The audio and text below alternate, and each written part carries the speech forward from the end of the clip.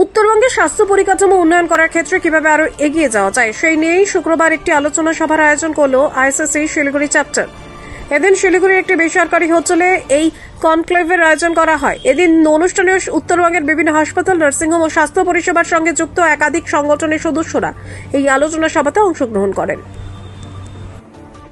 যে Indian chamber of commerce থেকে যে হেলথ সামিটের অ্যারেঞ্জমেন্ট করা হয়েছে, তার মুখ্য উদ্দেশ্য হচ্ছে যে উত্তরবঙ্গে যে স্বাস্থ্য ব্যবস্থা আছে, বিশেষ করে প্রাইভেট সেক্টরে যে ধরনের স্বাস্থ্য ব্যবস্থায় গ্যাপস আছে, অপরচুনিটিস আছে, সেইগুলো ভালো করে আলোচনা করা এবং এই সমস্ত গ্যাপসগুলোকে ব্রিজ করে এবং এই অপরচুনিটিগুলোকে দেখে আগামী দিনে কি করে এখানকার স্বাস্থ্য ব্যবস্থাকে আরও ভালো করা যায়, সেইটা নিয়েই আজকের আলোচনা।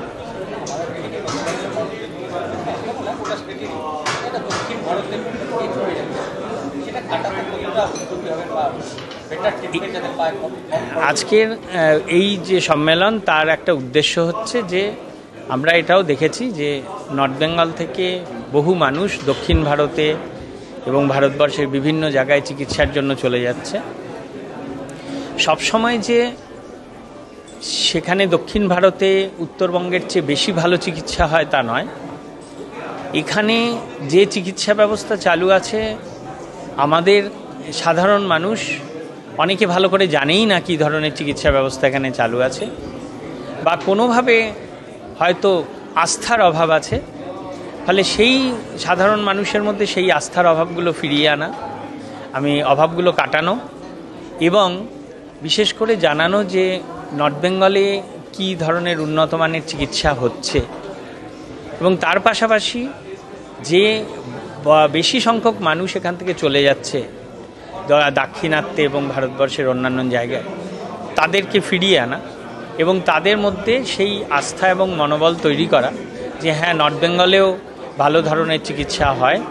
তার পাশাপাশি এখানে যে সমস্ত চিকিৎসার ক্ষেত্রে যে অভাব বা ঘাটতি আছে, সেইগুলোকে পূরণ করে নতুন সামনের দিনে আরও উন্নত মানের চিকিৎসা ব্যবস্থা তৈরি করা।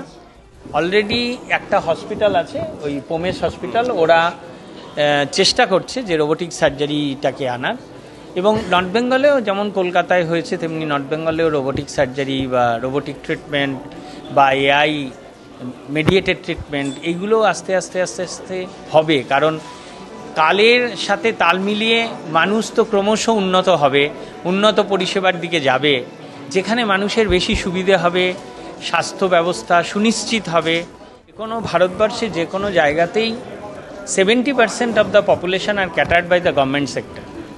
অধিকাংশ মানুষ কিন্তু গভর্নমেন্টের কাছেই যায়, গভর্নমেন্ট হসপিটালগুলো। 25 to 30% মানুষ হচ্ছে গিয়ে প্রাইভেট সেক্টরে যায়। সুতরাং গভর্নমেন্টের একটা বড় ভূমিকা আছে এই ব্যাপারে, এবং গভর্নমেন্ট তো একা কিছু করতে পারে না। গভর্নমেন্টের সঙ্গে প্রাইভেট সেক্টর এবং গভর্নমেন্ট সেক্টর কোলাবোরেট করেই কাজ করা উচিত।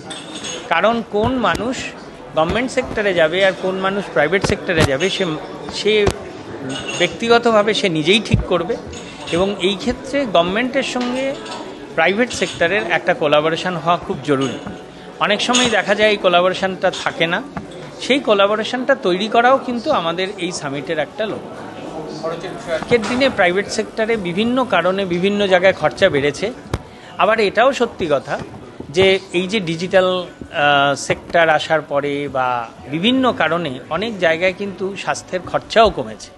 তো সেই কারণের জন্য এইগুলোকে ভালো করে অ্যাড্রেস করে আমাদের নিজেদের মধ্যে যেমন ইন্টিগ্রিটি তৈরি করা দরকার, তেমনি গভর্নমেন্টের সাথে ইন্টিগ্রিটি তৈরি করা দরকার, যে যাতে accessible and affordable health service, আমাদের এটার মেইন উদ্দেশ্য হচ্ছে accessible and affordable health service, মানে সবার জন্য স্বাস্থ্য পরিষেবা।